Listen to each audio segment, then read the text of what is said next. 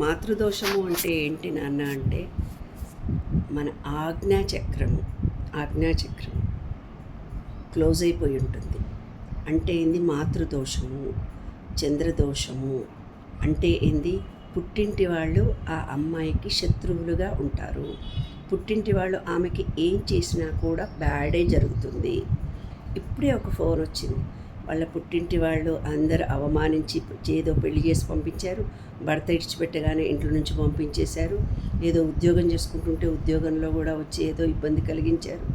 చూసారా నాన్న, పుట్టింటి వాళ్ళు మాతృదోషం కనుక ఒక స్త్రీకి ఉంటే తమ పుట్టింటి వాళ్ళే ఆ అమ్మాయికి శత్రువులు అవుతారు తల్లి. అదే విశ్వనియమము.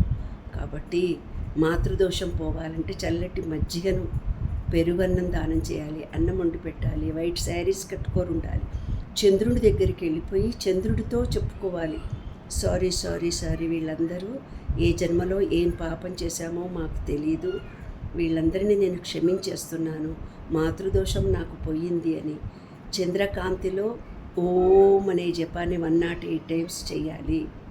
ఎప్పుడు చల్లటి పదార్థాలను తను తినాలి. అట్లా కొన్నాళ్ళు చేయగానే, లేదంటే అన్నం వండి పెట్టాలి. ఎవరికైనా ఓల్డేజ్ హోమ్లో కానీ అనాథాశ్రమంలో కానీ ఫ్రీ సర్వీస్ చేయాలి. అలా చేస్తూ ఉంటేనే వీళ్లకు మాతృదోషం పోతుంది నాన్న.